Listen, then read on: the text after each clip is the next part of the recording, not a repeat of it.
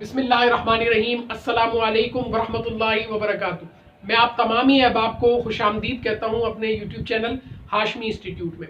आज का जो मेरा टॉपिक है वो मार्केटिंग से रिलेटेड है, बहुत इंपॉर्टेंट टॉपिक है।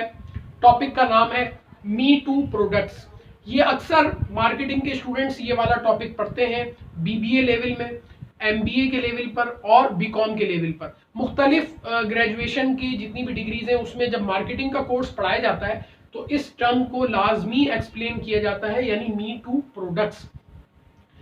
आइए आज इस कॉन्सेप्ट को हम समझते हैं। सबसे पहले इसकी एक जनरल डेफिनेशन हम समझेंगे ताकि हमें मी टू प्रोडक्ट्स के बारे में पता चल सके कि इसका प्रोसेस होता क्या है। फिर उसके बाद सेकेंडरी हम जो है वो इसकी एग्जाम्पल्स भी देखेंगे, रियल प्रैक्टिकल एग्जाम्पल्स, ताकि हमें ये कॉन्सेप्ट अच्छे से समझ में आ सके। तो आइए चलते हैं डेफिनेशन की तरफ। मी टू प्रोडक्ट्स की डेफिनेशन है अ product created by a company that is similar to a competitor's product in order to prevent that competitor from maximizing its market share.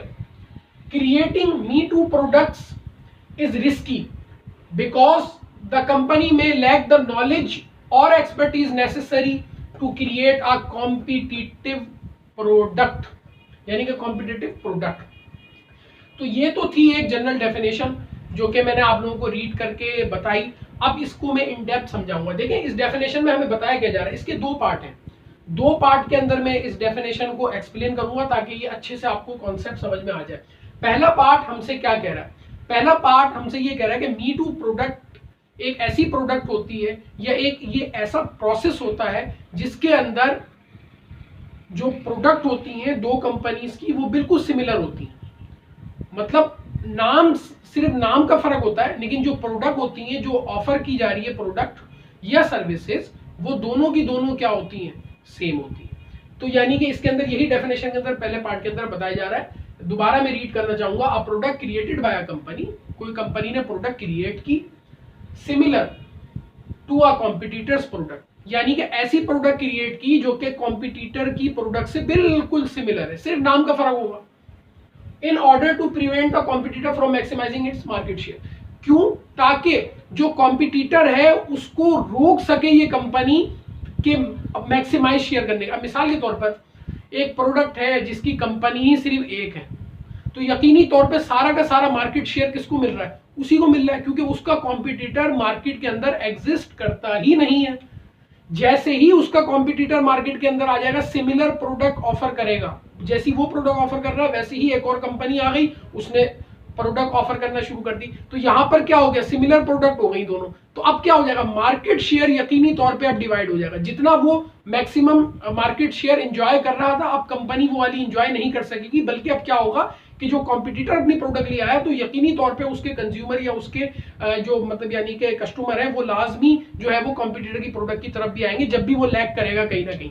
तो ये एडवांटेज लिया जाता है। अक्सर कोशिश की जाती है, मुख्तलिफ कंपनीज सिमिलर प्रोडक्ट इंट्रोड्यूस कराती हैं मार्केट के अंदर ताकि वो कॉम्पिटिटर जैसी प्रोडक्ट इंट्रोड्यूस कराकर उनके भी कंज्यूमर या वो पूरा जो एक मार्केट शेयर है उसमें अपना भी हिस्सा डाल सकें या मार्केट में एंट्री दे सकें। तो ये मकसद होता है मी टू प्रोडक्ट्स का। सिंपली देखें, मी टू प्रोडक्ट्स वो प्रोडक्ट होती हैं जो कि बिल्कुल सिमिलर होती हैं। सिर्फ फर्क क्या होता है? कंपनी का नाम का फर्क होता है, कंपनी का फर्क होता है। लेकिन अगर आप प्रोडक्ट को सामने रखें तो आपको लगेगा यार दोनों प्रोडक्ट सेम है।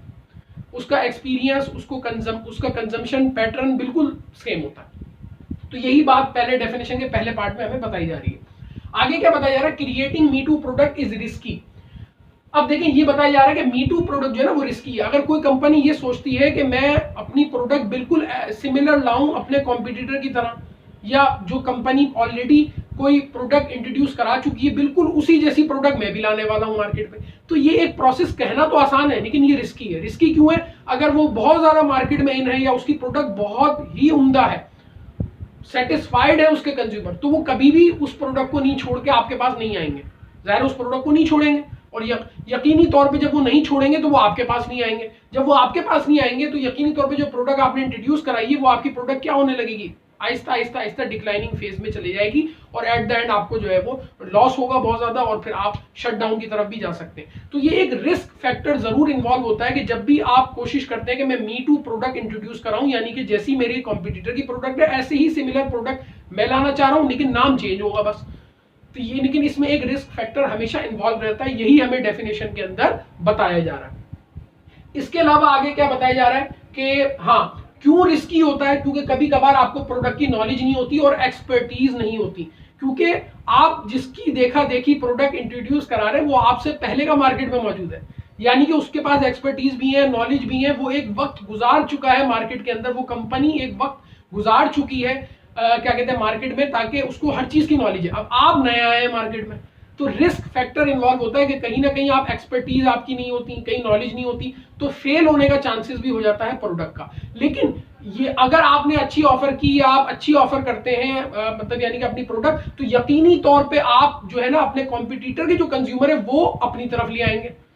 वो कहीं ना कहीं गलती करेगा आपका कॉम्पिटिटर, तो उनके जो भी कंज्यूमर है वो आपकी प्रोडक्ट को यूज करना शुरू हो जाते हैं। तो ये एक एडवांटेज भी है इसका और एक डिसएडवांटेज भी, दोनों चीजें मैंने एक्सप्लेन की। सिंपली डेफिनेशन के अंदर ये बताया जा रहा है कि मी टू प्रोडक्ट्स वो प्रोडक्ट्स होती हैं जो कि बिल्कुल सिमिलर होती हैं। जैसे एक कंपनी ए है, एक कंपनी बी है, ये भी वही प्रोडक्ट ऑफर कर रही है, ये भी वही प्रोडक्ट ऑफर कर रही है, लेकिन सिर्फ और सिर्फ फर्क क्या है, नाम का फर्क है, ब्रांड नेम का फर्क है, सिर्फ और सिर्फ ये फर्क है, प्रोडक्ट सिमिलर है, ताकि वो एक दूसरे से कंपटीशन कर सके, एक दूसरे के जो कंज्यूमर है उनको ग्रैब कर सके। ये ऑब्जेक्टिव होता है मी टू प्रोडक्ट्स का, और कंपनीज इसलिए मी टू प्रोडक्ट्स की तरफ जाती हैं। इसमें रिस्क फैक्टर भी इन्वॉल्व होता है जैसे मैंने बताया।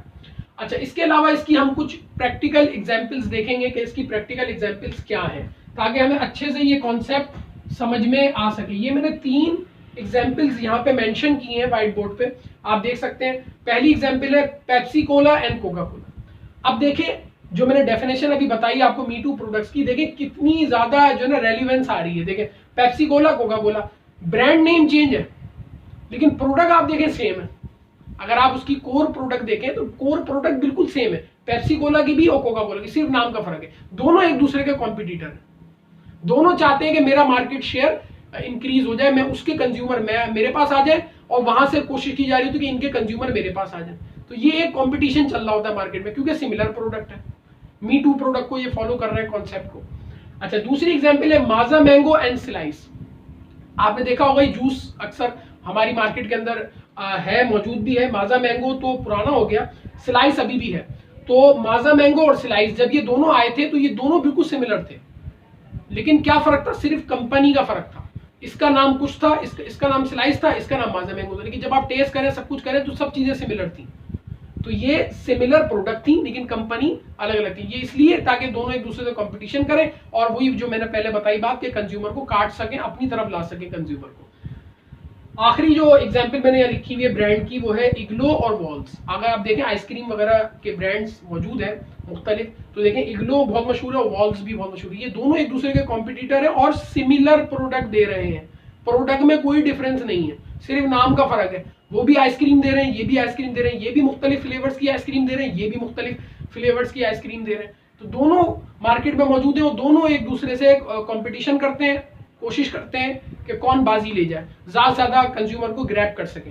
तो ये मकसद होता है ये जो है वो मी टू प्रोडक्ट्स का, और इस पूरे प्रोसेस का मैंने आपको समझाया। एग्जांपल्स ये आपके सामने मौजूद हैं, इससे आपको अच्छे से ये कॉन्सेप्ट समझ में आ गया होगा। अगर मेरा चैनल आप लोगों ने सब्सक्राइब नहीं किया तो मेरे चैनल को सब्सक्राइब कर लीजिए, वीडियोस को लाइक कीजिए और शेयर कीजिए। उम्मीद करता हूँ ये लेक्चर आपका, आज का जो लेक्चर है वो आप लोगों को समझ में आया होगा। अस्सलामु अलैकुम वरहमतुल्लाहि वबरकातुहू।